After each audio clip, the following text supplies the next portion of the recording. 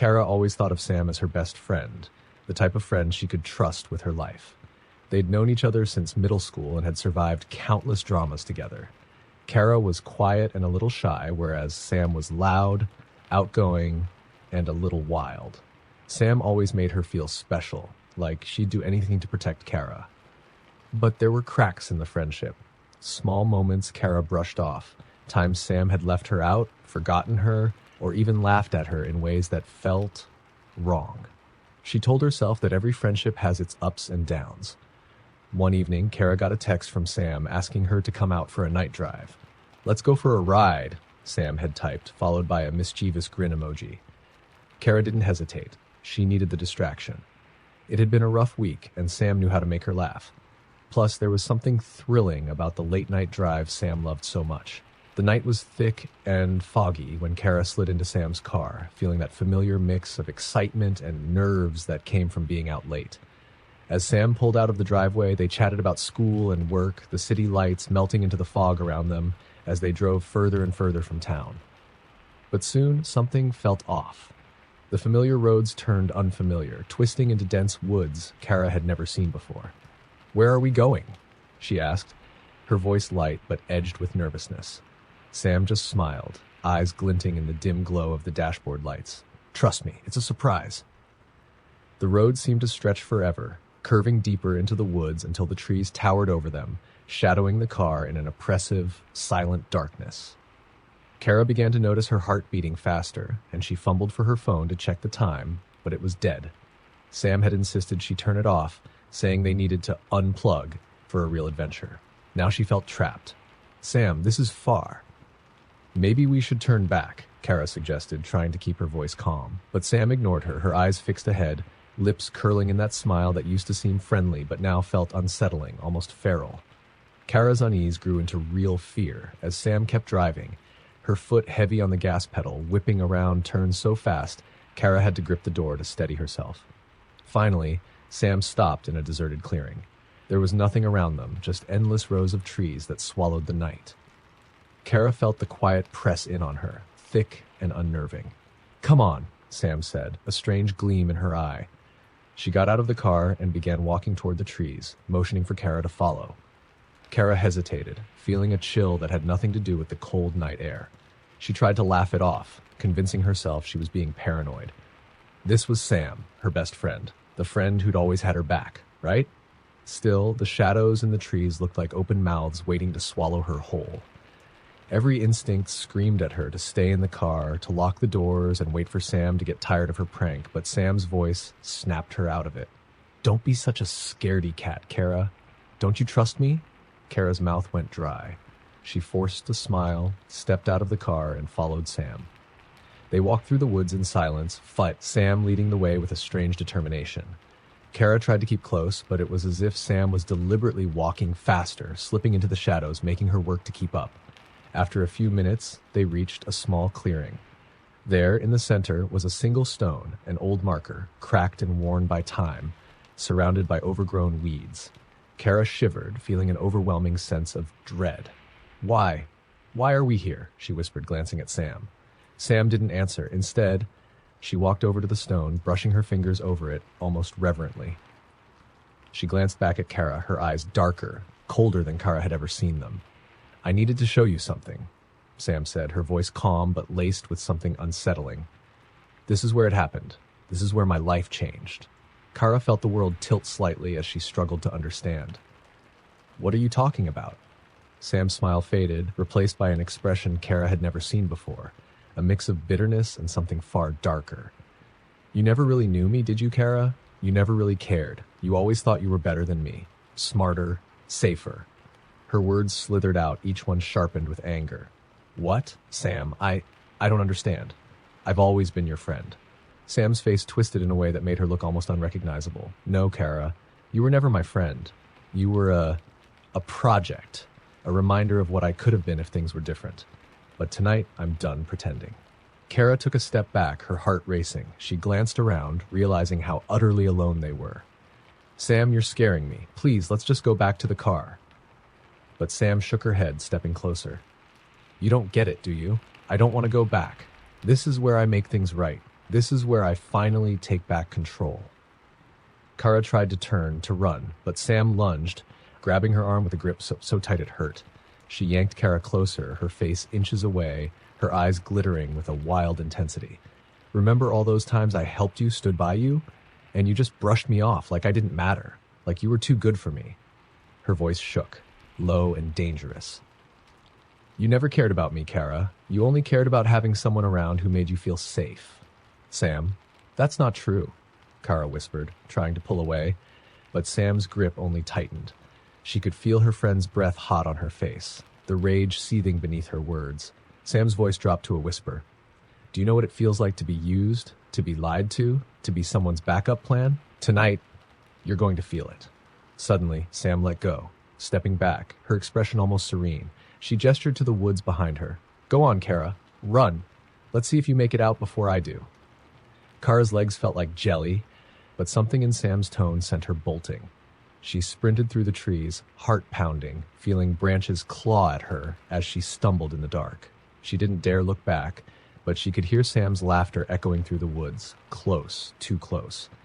The sound of footsteps, heavy, relentless, followed her, and she pushed herself to go faster, her breaths coming in gasps, lungs burning. The darkness seemed endless, swallowing her, trapping her in a nightmare she couldn't escape. Just as she thought she could run no more, Kara burst into a familiar clearing, the road where Sam's car was parked. She sprinted to the car, yanked open the door, and slammed it shut, locking it just as she saw Sam's figure emerging from the trees.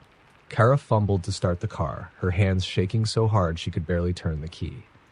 Sam reached the window, her face pressed against the glass, her eyes wild, and for a horrifying moment they locked eyes. But then the engine roared to life, and Kara floored the gas, speeding away, not daring to look back. The next day, Kara reported the incident to the police, but by the time they went back to search, Sam and her car were both gone. No one had seen her, and no one believed Kara's story. Weeks passed, and slowly people began to forget. But Kara would never forget. Every night, she checked her locks, and every time she heard footsteps, her heart would race. Because she knew Sam was out there, watching, waiting. Some friendships die quietly, others never die at all. When Caleb met Jenna, she was his lifeline. He'd been struggling with work, anxiety, and loneliness, and Jenna had this magnetic energy. She was fun, confident, and always up for an adventure, the type of friend who made you feel alive. Jenna took him to places he'd never been, introduced him to people he'd never have met, and always knew just what to say to cheer him up. Caleb thought he'd found a best friend for life. But slowly, strange things started to happen. Small things. Messages left unread for days. But when they'd meet, Jenna would act like nothing was wrong. Sometimes she'd slip up and mention conversations they hadn't actually had, or bring up secrets Caleb was sure he hadn't shared with her. He brushed it off, telling himself he was overthinking things. One night, Jenna invited Caleb over to her house. "Let's have a quiet night in," she said, "just the two of us." Caleb agreed, glad for a chance to finally relax and unwind with his closest friend. But when he arrived, Jenna was strangely distant, not quite herself. The house was dark, a single dim lamp casting strange shadows across the walls. Caleb's heart started racing, an uneasy feeling prickling at the back of his neck. As they sat on her couch, Jenna turned to him with a faint, almost sad smile. "I'm really glad we met, Caleb. Really glad. You're the kind of friend everyone wishes they had." Her voice was low, laced with something Caleb couldn't place. Was it pity? Guilt? Thanks? Caleb said, laughing awkwardly. He tried to shake off his discomfort, but something about her expression unsettled him. Her eyes were distant, unfocused, as if she were looking past him. After a long silence, Jenna looked him in the eyes and said, "Do you remember Lily?" Caleb's stomach dropped. Lily had been his last best friend before she vanished without a trace the year before. She and Caleb had grown close, inseparable even. They were practically family. But one day she simply disappeared, leaving no clues, no explanation. The police had searched, but eventually they'd ruled it a likely runaway case. Caleb was devastated, but Jenna had been there to help him move on. "Of course I remember her," he said, his voice barely a whisper. "Why? Why are you bringing her up?" Jenna leaned closer, her gaze intense, almost hypnotic.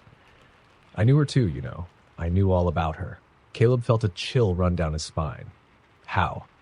He had never told Jenna much about Lily beyond the basics, just that she'd been a friend he missed.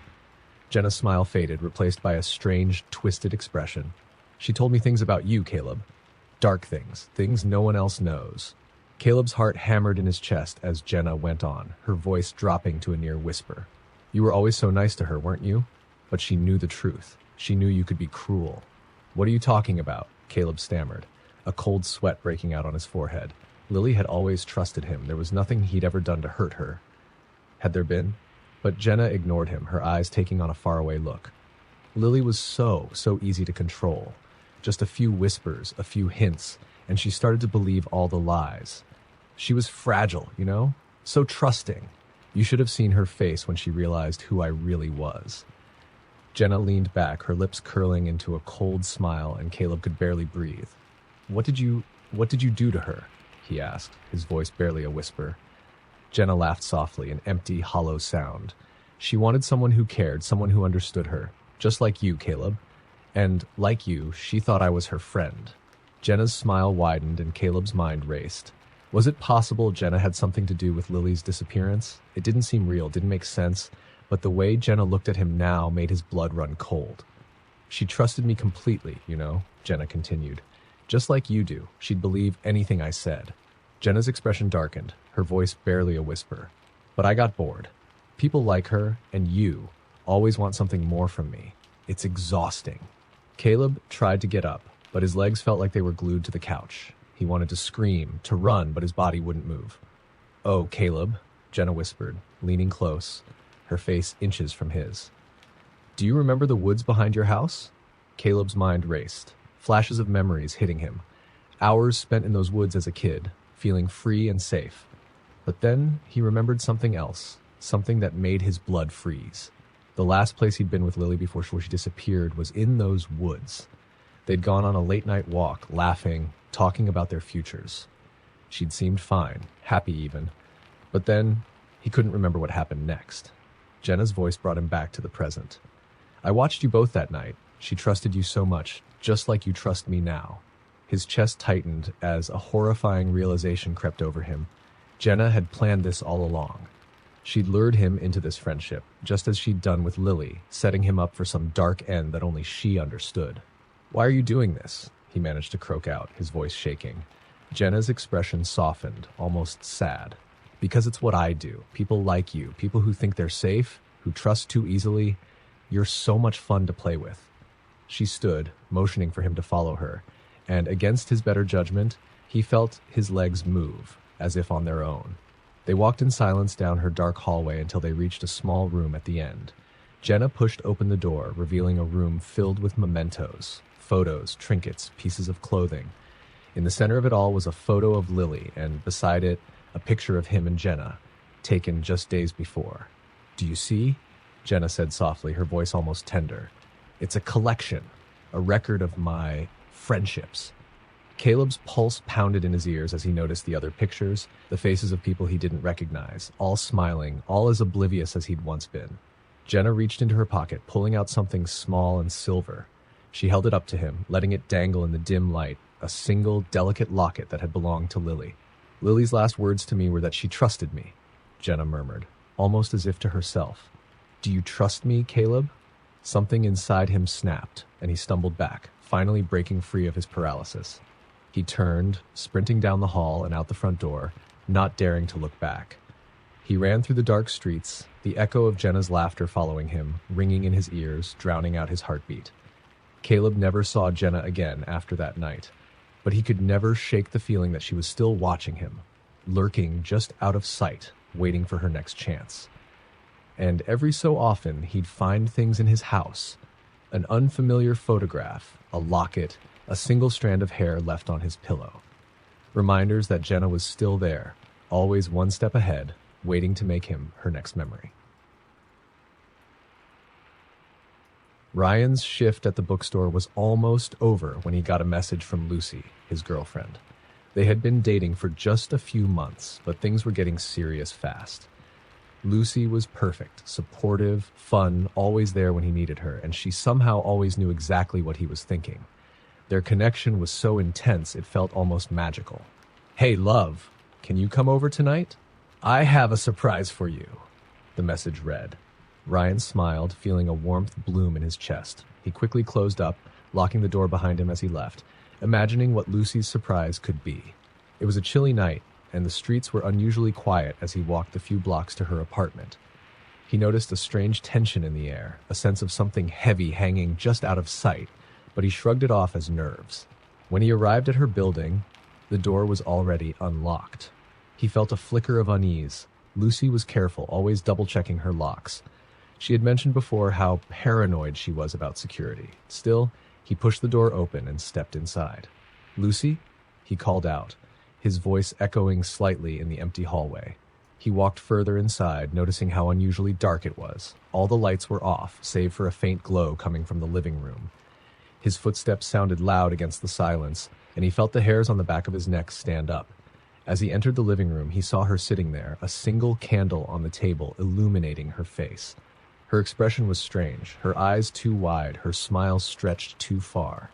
But she looked beautiful, almost ethereal in the candlelight.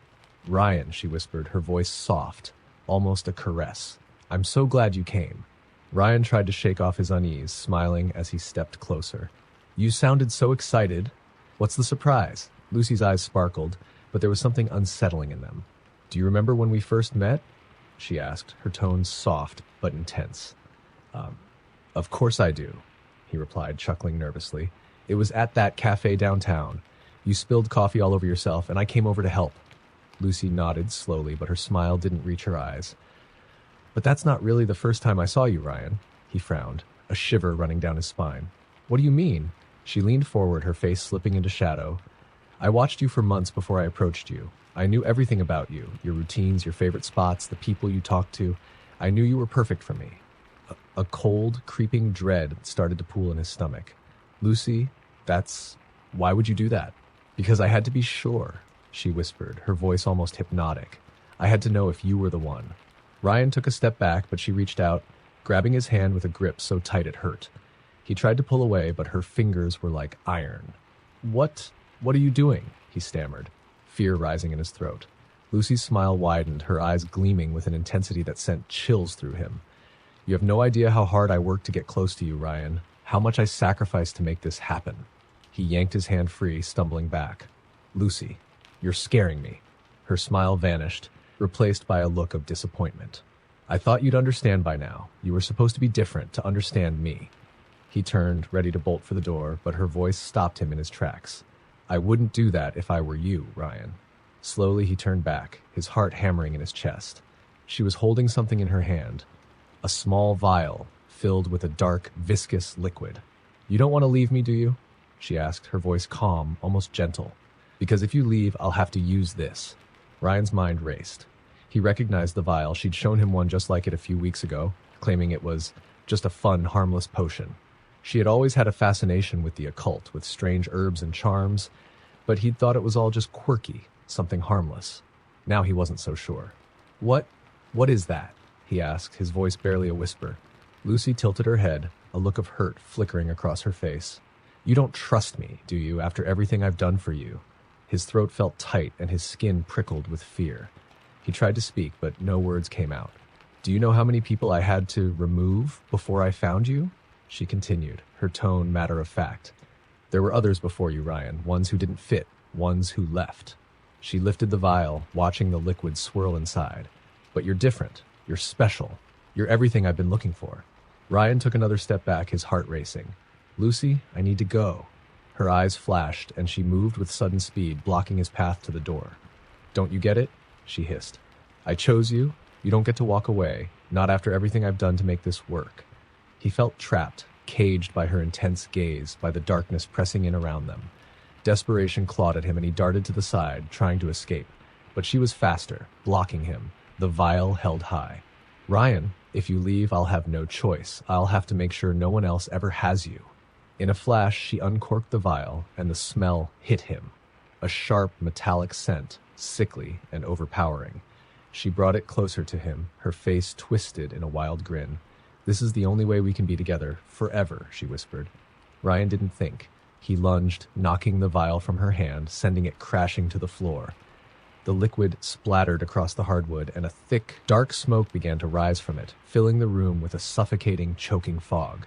He stumbled back, coughing, his eyes burning. But when the smoke cleared, Lucy was gone. The room was empty, silent, save for the faint smell of the strange potion lingering in the air. He fled the apartment, not stopping until he reached his own place. He locked the door, bolted the windows, his mind racing with fear and confusion. He didn't sleep that night, his eyes glued to the door, waiting, listening. The next morning, he went back to her apartment with the police, but there was no sign of Lucy. Her apartment was empty, as if no one had lived there for months. There were no photos, no clothes, no evidence she'd ever been there at all. Days turned into weeks, and Ryan tried to move on, tried to forget the strange, terrifying night. But he couldn't shake the feeling that he was being watched. He would catch glimpses of her out of the corner of his eye, hear her laughter in a crowded room, feel her touch in the dead of night. Months passed, but the feeling only grew stronger, a constant, suffocating presence shadowing his every move. No one believed him, no one understood, and one night, as he lay in bed, he heard a whisper in his ear, soft and familiar, chilling him to the core. "You can't leave, Ryan. I'm always with you, forever." When Emma was hired at the clinic, she felt like she'd finally found her place. The staff was friendly, the hours were perfect, and the patients were easy to work with. But most importantly, her boss, Dr. Miller, had quickly become a mentor. Dr. Miller was everything Emma admired in a person: compassionate, intelligent, and deeply respected by everyone around her. She took Emma under her wing, training her in every aspect of the job, making her feel like family. One day, Dr. Miller invited Emma to her house for dinner, saying she wanted to celebrate Emma's 6 months at the clinic. Emma was thrilled. It felt like a huge honor. When she arrived at Dr. Miller's home, she was in awe. The house was stunning, filled with books, beautiful paintings, and an assortment of peculiar artifacts from Dr. Miller's travels. There was one that especially caught Emma's eye: a small, dark mirror with a silver frame mounted on the wall in the hallway. As Emma reached out to touch it, Dr. Miller's voice cut through the quiet. "Fascinating piece, isn't it?" she asked, her eyes intense. Emma quickly pulled her hand back, embarrassed, but Dr. Miller only smiled. "It's from a very old collection. I call it my truth mirror." She winked. "It shows people as they really are, but beware, people rarely like what they see." Emma chuckled nervously, unsure if Dr. Miller was joking or not, but something about the mirror left her feeling uneasy. The evening was wonderful, filled with laughter and stories, and Dr. Miller even poured wine for a toast. But later, as Emma was heading home, she began to feel strange. Her head felt heavy, her vision blurred, and by the time she made it to her apartment, she could barely keep her eyes open. She collapsed onto her bed and fell into a deep, dreamless sleep. The next morning, everything seemed normal, at first, but as Emma went about her day at the clinic, she noticed the way people looked at her, their expressions tinged with something she couldn't place. Patients she'd known for months seemed wary, even a bit afraid. Colleagues avoided her gaze, their greetings stiff and distant. Emma brushed it off as her imagination, but then strange things started happening. Documents she'd filed carefully disappeared, only to show up in the wrong places. Equipment she'd cleaned and organized was left messy and scattered. Dr. Miller would appear, watching her silently, her eyes unreadable. Emma tried to explain, but Dr. Miller's responses were cold and curt, each one more cutting than the last. Days turned into weeks, and Emma's once bright and happy job had become a nightmare. No one spoke to her unless absolutely necessary, and even then, their words were laced with suspicion. Dr. Miller began reprimanding her publicly, scolding her for mistakes Emma was sure she hadn't made. One night, as Emma was preparing to leave, she overheard 2 nurses whispering in the break room. "It's like she's a completely different person," one said. "I used to like her, but now, something's off." Emma's stomach twisted as she listened. They were talking about her. "She's becoming exactly like Dr. Miller," the other nurse whispered. "Cold, manipulative, almost scary. Dr. Miller says she's just changing, but I swear it's like she's becoming someone else entirely." Emma's blood ran cold. She wasn't changing. She wasn't cold or manipulative. Was she? She stumbled out of the clinic, feeling more alone than ever, the words echoing in her mind. But the worst part came later that night, when Emma found an email in her inbox from a blocked address. The subject line read, "The Truth," and the body contained only one line, "Look into the mirror." Emma's heart raced. She tried to ignore it, to forget the ominous message, but something compelled her, a pull she couldn't resist.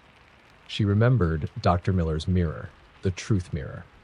The idea sent a chill through her, but she was desperate to know what was happening to her, to understand why everything felt so wrong. The next evening, she went to Dr. Miller's house, letting herself in with the spare key she knew was hidden under a flower pot. The house was dark, and she moved silently through the familiar rooms, her footsteps eerily loud in the quiet. When she reached the hallway, she found the mirror waiting, its dark surface glinting in the dim light. Taking a deep breath, she stepped in front of it and looked. At first, she only saw her own reflection, but as she stared, the image began to change, her features twisted, her face warping into something cruel, her eyes hollow and cold. She looked like herself, but also like something darker. The reflection smirked back at her, an expression of contempt that made her heart pound. "Do you see now?" a voice whispered from the darkness behind her. Emma spun around to see Dr. Miller standing there, her face shadowed, her eyes gleaming with an intensity that frightened her. What's happening to me?" Emma stammered, her voice shaking. Dr. Miller stepped closer, her gaze unwavering. "You're becoming what I made you to be," she said, her voice low and steady. "You see, Emma, I don't just hire anyone, I choose people who have potential, people who can become something more." Emma's mind raced, trying to make sense of her words. "What do you mean?" Dr. Miller's lips curled into a smile. "The mirror shows the truth, Emma, and the truth is, you're not who you thought you were. None of my protégés are. I mold them, shape them. I make them into what I need." Emma backed away, her pulse racing. I'm not like you." Dr. Miller tilted her head, amusement dancing in her eyes. "Aren't you?" She gestured to the mirror, and Emma couldn't help but look back. In the glass, her reflection had transformed entirely. She looked older, her face hardened, her eyes cold and calculating. It was the face of a stranger, a version of herself twisted into something dark, something ruthless. A version that looked just like Dr. Miller. "Stop this!" Emma cried, turning away from the mirror. Dr. Miller's voice was calm, almost pitying. "It's already begun, Emma. I gave you everything, the clinic, the training, the trust. You're mine now. The mirror shows you what you truly are." Emma's hands shook as she backed toward the door. No, I'm leaving. I'm done." But as she turned to run, Dr. Miller's voice followed her, soft but chilling. "You can't run from the truth, Emma. You're already one of us. You always were." Emma fled, but she couldn't shake the feeling that Dr. Miller was right. At night, she'd catch glimpses of herself in the mirror, and every time her reflection seemed darker, colder, less human. She eventually left the clinic, moved to a new town, started fresh. But no matter where she went, that dark version of herself followed, lurking in every reflective surface, waiting for her to look too long, waiting to remind her that she could never escape the truth that Dr. Miller had shown her.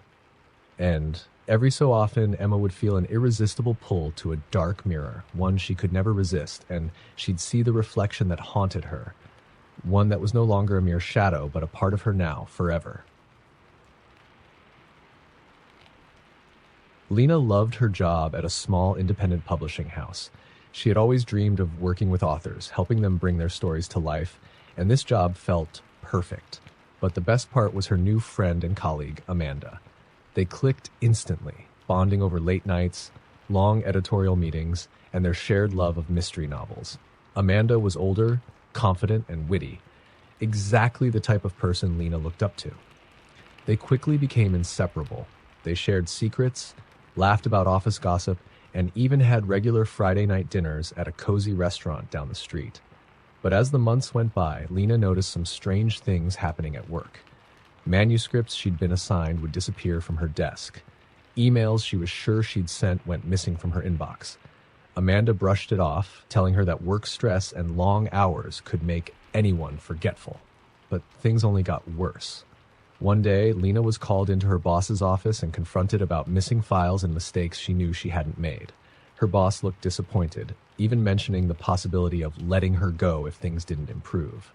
Panicked and hurt, Lena insisted she'd been doing her job diligently, that she had no idea what was happening. The boss sighed, clearly unconvinced. Lena left the meeting feeling like her world was unraveling. She confided in Amanda, who hugged her, reassuring her that everything would be okay. It's probably just a mix-up, Amanda said with a comforting smile. Besides, if you lose this job, we'll still be friends. You know that, right? But the reassurance didn't help much. Each day, Lena became more isolated at work. Colleagues she once got along with now avoided her. Rumors started swirling, whispers about her lack of professionalism, her sloppiness. Lena felt like she was walking through a fog, trapped in a nightmare that wouldn't end. Through it all, Amanda was there, comforting her, encouraging her not to give up. Then, one Friday night, Amanda suggested they go out for a change, somewhere a little fancier than their usual spot. Lena, feeling exhausted and desperate for a break, agreed. They went to a high-end restaurant across town, one with dim lighting and an eerie atmosphere that made Lena feel slightly uneasy. After a few drinks, Amanda leaned forward, her voice dropping to a whisper. "I need to tell you something," she said, her tone serious. Lena nodded, surprised. Amanda rarely shared anything personal. Amanda's eyes glinted as she spoke. "You know, people aren't always who they seem to be. Even friends can have hidden agendas." Lena forced a laugh, assuming it was just the wine making Amanda talk like this. But Amanda's gaze didn't waver. Instead, she reached into her bag, pulling out a folder. "I didn't want it to come to this, but you should see these." Lena took the folder, her hands trembling as she opened it. Inside were printouts of emails she didn't recognize, emails to her boss, coworkers, even clients, filled with mistakes, rude comments, and reckless demands. Her name was on every one of them. Her stomach twisted. "Amanda, I didn't send these. I don't even remember writing them." Amanda just watched her, a slight smile playing on her lips. "Are you sure? After all, you've been so stressed, maybe you're not remembering things as clearly as you think." Lena shook her head, her heart pounding. This isn't me." Amanda leaned back in her chair, sighing as if disappointed. "I thought you'd say that, but maybe it's time we face the truth." The words hung heavy in the air, chilling Lena to the bone. Amanda's expression shifted, her eyes narrowing with an intensity Lena had never seen before. "What truth?" Lena asked, her voice barely a whisper. Amanda smirked. "The truth, Lena, is that this was always the plan. You were just temporary." Lena's blood ran cold. "What are you talking about?" Amanda shrugged, as if explaining something mundane. "You're too trusting. People like you always are. I needed a way into this company, a way to get close to the top without getting my hands dirty. And you were so eager, so willing to believe in a new friend." She leaned closer, her eyes gleaming with a twisted satisfaction. It was almost too easy. Lena's head spun as realization set in. Amanda had been manipulating her from the beginning. She had been sabotaging her, turning the office against her, making her look incompetent, all so she could slide into Lena's position without anyone suspecting a thing. Lena's shock gave way to anger, but before she could speak, Amanda continued, her tone dripping with false sympathy. "The company will fire you soon. When they do, I'll be here to pick up the pieces, to take over where you left off. They already see me as the trustworthy one, the responsible one. I've spent months making sure of it." Lena felt sick. Her whole world had been carefully, methodically destroyed by someone she thought was her friend. "Why would you do this?" she whispered, barely able to keep her voice steady. Amanda's smile was cold, calculated. "Because I wanted your job, Lena, and you handed it to me on a silver platter. All it took was a few misplaced documents, some emails, and a little push to make everyone see you as a liability." Lena stood up, her vision blurring with rage and betrayal. She wanted to scream, to expose Amanda for what she was, but she knew no one would believe her. Amanda had orchestrated everything too perfectly, covering her tracks, planting seeds of doubt in everyone's mind. As Lena left the restaurant, she could feel Amanda's eyes on her, could still hear her mocking voice echoing in her mind. The betrayal cut deeper than she thought possible. She walked home in a daze, her thoughts spinning, wondering how she could have been so blind. Over the next few days, Lena's worst fears came true. The company let her go, citing her increasingly erratic behavior and performance issues. Amanda moved into her position seamlessly, with everyone rallying around her, the friend who'd tried so hard to help. Lena left the city, trying to rebuild her life far away from the nightmare Amanda had created. But no matter how far she went, she couldn't escape the sense of violation, the lingering paranoia. She checked over her shoulder constantly, expecting to see Amanda's shadow, her calculating smile. Years later, Lena got a message on her phone, one she'd hoped never to see. It was from Amanda. "Hello, old friend. How's life? I hear your new job is going well. Would hate to see anything happen to it." The message was clear. Amanda was still watching, still waiting, and Lena knew deep down that no matter where she went, Amanda would never really be gone. When Jacob met his new neighbor, Marcus, he was thrilled. Jacob had just moved to a quiet town to escape the stress of city life, and Marcus was everything he could have hoped for in a neighbor. Friendly, laid back, and always up for a chat, Marcus had a welcoming smile and a seemingly endless supply of stories. He quickly became the person Jacob leaned on, especially when the isolation of small-town life started to feel overwhelming. It wasn't long before Jacob found himself spending nearly every evening with Marcus, sharing meals, discussing work, and exchanging stories about their lives. Marcus was generous, always there when Jacob needed advice or just someone to talk to. Jacob began to feel like he'd found a brother in him, someone he could rely on without question. But then, strange things started happening. One night, Jacob returned from an evening walk to find his front door slightly ajar. He was sure he'd locked it before leaving. When he stepped inside, everything seemed normal at first. But as he walked through his small house, he noticed that things were slightly off. A photo frame on the mantel was turned upside down. A book he'd been reading was open to a different page. And, strangest of all, his phone was lying on the kitchen counter, even though he distinctly remembered leaving it in the living room. He brushed it off as his own forgetfulness, but a nagging feeling told him something wasn't right. He mentioned it to Marcus the next day, who laughed it off and suggested that maybe Jacob was just tired. "You know how stress can mess with your memory," Marcus said with a reassuring smile. But the incidents continued. Every time Jacob left his house, even just to run errands or take a quick walk, he'd come back to find something out of place. Sometimes it was small, a glass moved from the kitchen counter to the sink or his shoes rearranged by the door. But other times it was chillingly specific, like the day he came home to find his bed neatly made despite never making it in the morning. One evening, as he sat on Marcus's porch, he finally confessed that he felt like someone was breaking into his house. "I can't explain it," he said. "I keep coming home, and things aren't where I left them. I know it sounds crazy, but I swear someone's been inside." Marcus looked at him with sympathy. "You've been under a lot of stress, Jacob," he said. "Maybe you're just overthinking it. Small-town life can be strange at first. It takes time to adjust." Jacob nodded, though he couldn't shake the feeling that something was terribly wrong. The next night, Jacob decided to set up a small camera in his living room, just to see if he could catch whoever was sneaking in. He hid it behind a stack of books on the shelf, positioning it to capture as much of the room as possible. He felt a mix of fear and anticipation as he left for work the next morning, hoping he'd find proof of his suspicions. When he got home that evening, everything seemed normal at first. But then he noticed the bookshelf. His books were scattered across the floor. Heart pounding, he rushed to the camera. It was still there, the tiny red light blinking. He took a deep breath, connected the camera to his laptop, and hit play. The footage showed him leaving in the morning, and then nothing. The hours passed, the empty room bathed in afternoon sunlight. He fast-forwarded through the day, his eyes fixed on the screen. Then, just as the sun was setting, he saw it. The front door slowly creaked open, and a figure stepped inside. Jacob's blood ran cold as he recognized the familiar face. It was Marcus. Marcus walked into the room, his face eerily calm, as if he'd done this 100 times before. He moved around the house with unsettling familiarity, picking up Jacob's belongings, rifling through drawers, even stopping to look at family photos. Then he walked up to the camera, staring directly into it, his eyes cold and calculating. After a long moment, he smirked, reached out, and turned off the camera. Jacob's heart pounded. He couldn't believe what he was seeing. Marcus, his friend, his confidant, had been the one entering his house, moving his things, making him question his own sanity. Jacob felt sick. How long had this been going on? What else had Marcus done without his knowledge? Determined to confront him, Jacob stormed over to Marcus's house. He knocked, but there was no answer. The house was dark, the windows empty. He pounded on the door, shouting Marcus's name, but it was as if the house were deserted.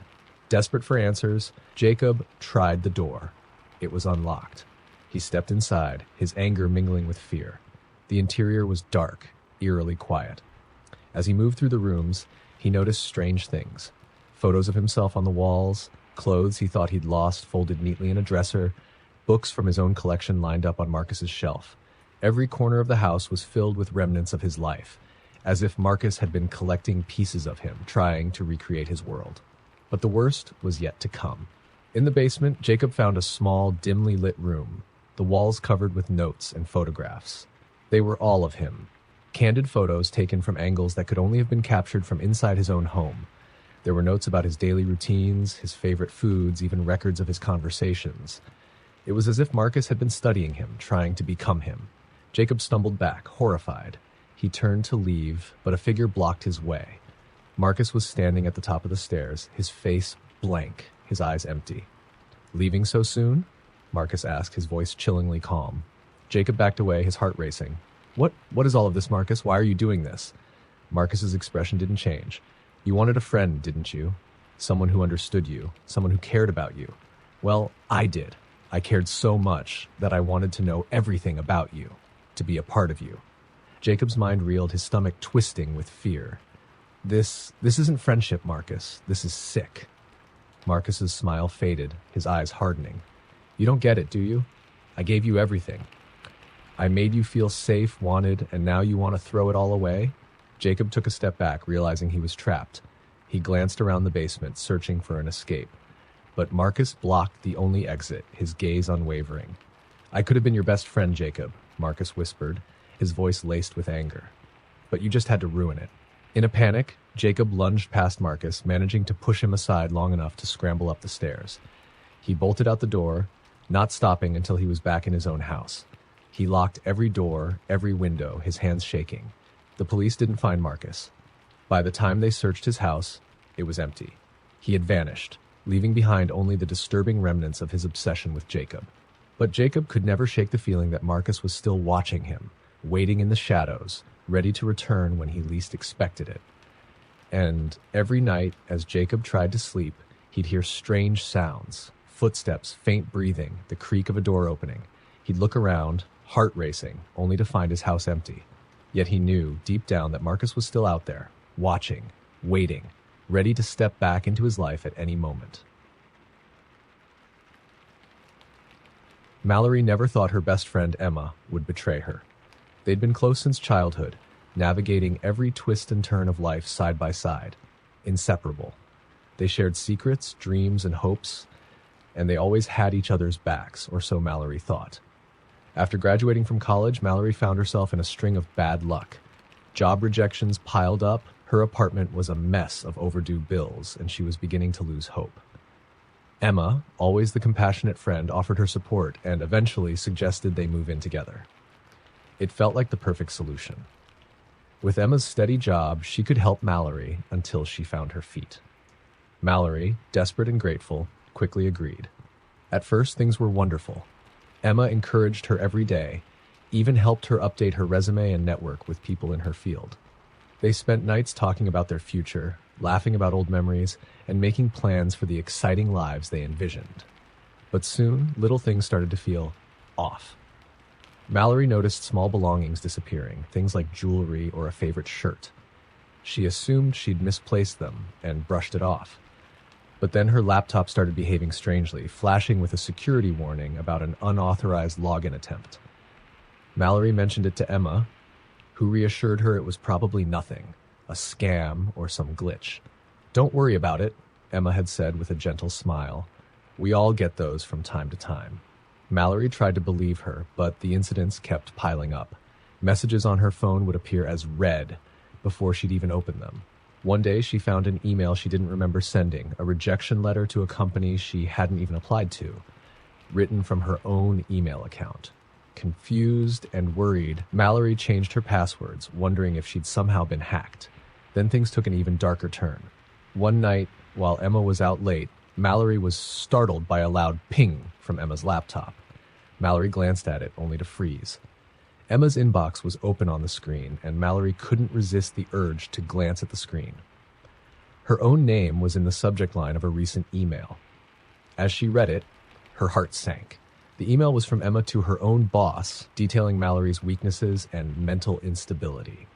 Emma suggested to her boss that Mallory's behavior might not be suitable for any role in the company, and added that she was doing her best to support her troubled friend. Attached was a list of Mallory's supposed mental health issues, including signs of paranoia, irresponsibility, and inability to work well with others. It was all lies, horrifying, convincing lies. Mallory's mind raced as she read, barely able to believe what she was seeing. Emma had been undermining her, creating a story to keep her unemployed and dependent. And the worst part was, she'd done it so subtly, building a narrative behind Mallory's back that would make her look unstable if she tried to accuse Emma of sabotage. Mallory's hands shook as she tried to process it. How long had Emma been planning this? Why would she go to such lengths to ruin her? Just as she was closing the email, she heard the front door open. Heart racing, she quickly closed the laptop and moved to the couch, pretending she'd been watching TV. Emma entered, her usual warm smile plastered on her face. But now, to Mallory, it looked more like a mask. She felt a sickening wave of fear as Emma sat down beside her, casually asking about her day. Mallory forced a smile, playing along, though her mind was spinning. She needed to get out, but she didn't know how much Emma knew or what she might be capable of. For the next few days, Mallory acted normal, watching her every move and constantly questioning Emma's intentions. She started sleeping with her door locked, hiding her personal belongings and keeping an eye on her surroundings. Then, one night, she heard footsteps outside her bedroom door, then the soft click of the doorknob as someone tried to open it. She held her breath, clutching her phone in a tight grip, knowing it had to be Emma. When the doorknob finally stilled and the footsteps receded, Mallory exhaled, her heart racing. The next morning, Mallory confronted her. "Emma, I think we need to talk," she began, her voice shaky. Emma's expression was unreadable as she looked up, her eyes cold and calculating. "Sure," she replied, her tone eerily calm. I saw the email, the one you sent about me," Mallory said, trying to keep her voice steady. Emma's eyes darkened and a smirk played at the corner of her lips. "Oh, that?" she said with a shrug. "I was just trying to help. I mean, it's not my fault you're struggling, Mallory. If anything, you should be thanking me." Mallory felt a chill run down her spine. "Thanking you? You've been sabotaging me, telling people I'm crazy." Emma laughed, a cold, hollow sound. "Maybe if you had more going for you, you wouldn't have to rely on me. Face it, Mallory, you need me. I've been the only one holding you together. Without me, you'd fall apart." Mallory didn't respond. She was too stunned. She realized Emma believed her own lies, that she had truly convinced herself she was helping. Feeling trapped, Mallory finally found the courage to leave the next day, packing her belongings and moving out while Emma was at work. Mallory started fresh in a new city, cutting off all contact with Emma.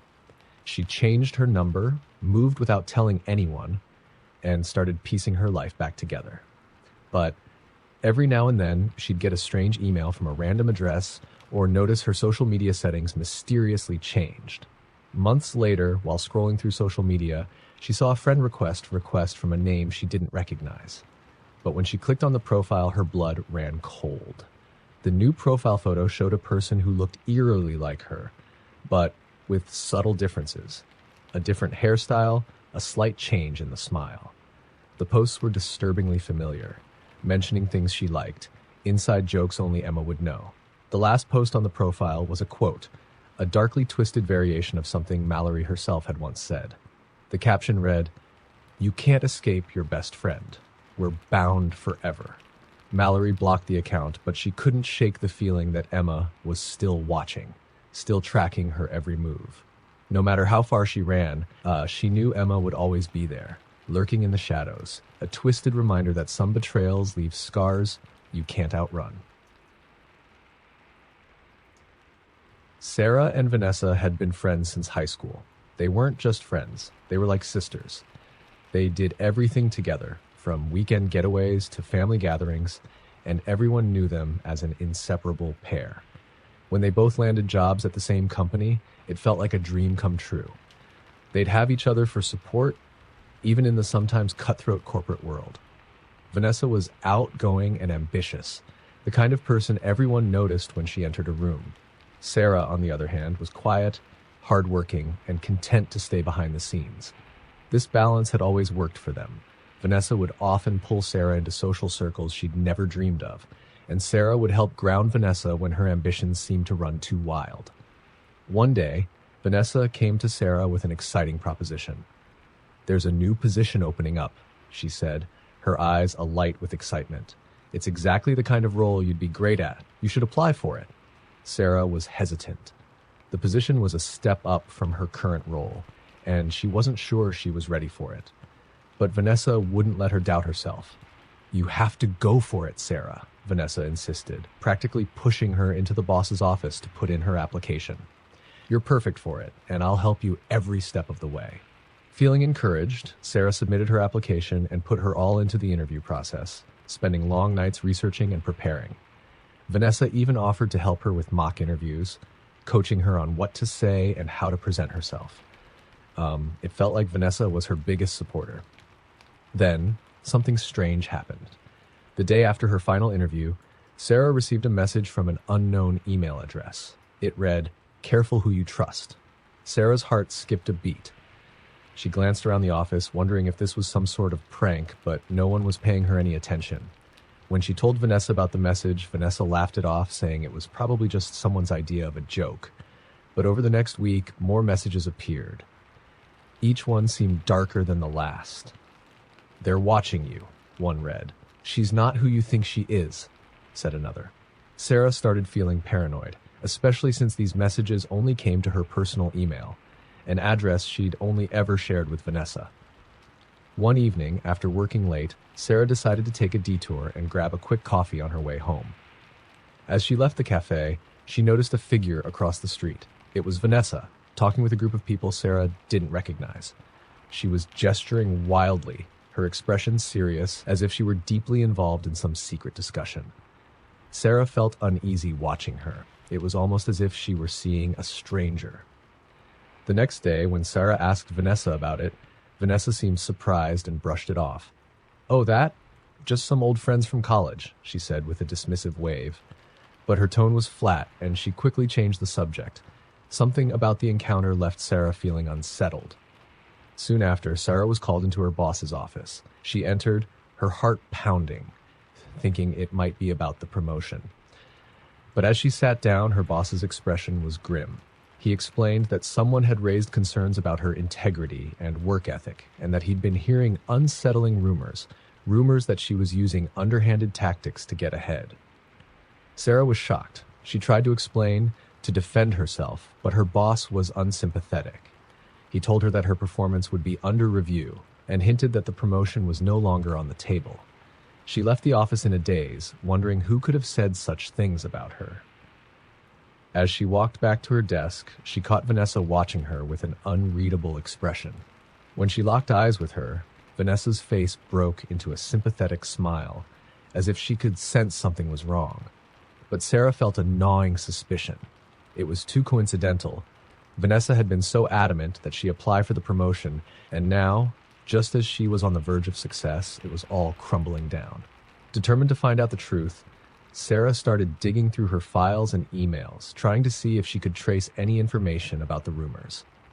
It didn't take long for her to find a string of anonymous messages sent to her boss's inbox, all filled with lies about her performance, her character, and even accusations of falsifying work. As she read through the emails, her stomach dropped. The writing style, the phrasing, it was all so familiar. She glanced over at Vanessa, who was laughing and chatting with a group of coworkers as if nothing were wrong. Sarah felt sick. The emails were written by someone who knew her intimately, someone who knew exactly what would push her boss's buttons. There was no doubt in her mind. Vanessa was behind it all. Sarah decided to confront her, but she needed proof first. So she set a trap. That night, she sent a message from her personal email to her work account, hinting at a big opportunity that she was pursuing elsewhere, something even better than the promotion at her current job. Then, she waited. Sure enough, the next day, she received another anonymous message on her personal email. "You're playing with fire. Don't be so quick to trust your closest friends." That was all she needed. The timing was too perfect, the language too similar to Vanessa's speech patterns. She took screenshots of everything, every suspicious email, every anonymous message, every trace she could gather. Then she marched into her boss's office with the proof, laying out Vanessa's betrayal in detail. Her boss listened in stunned silence. When she finished, he promised to take swift action. Vanessa was called in that afternoon, her confident smile quickly replaced by shock and anger as the evidence was laid out before her. "I was just trying to help her." Vanessa stammered, but her excuses fell flat. It was clear to everyone that she'd been sabotaging Sarah from the beginning, using their friendship as a cover to manipulate her and secure her own rise. Vanessa was fired on the spot, but the damage had already been done. Even after she was gone, Sarah couldn't shake the betrayal. She found it hard to trust anyone, constantly looking over her shoulder, wondering who might be scheming against her next. Then, late one night, she received another email from an unknown address. "You can get rid of me, but I'll always be watching." No matter how many times she blocked the sender, no matter how often she changed her address, the messages kept coming. She couldn't escape the shadow Vanessa had left in her life. Sarah moved to a new city, hoping for a fresh start, but the emails always found her. Each one a reminder that sometimes betrayal by a friend can leave a scar that never truly fades.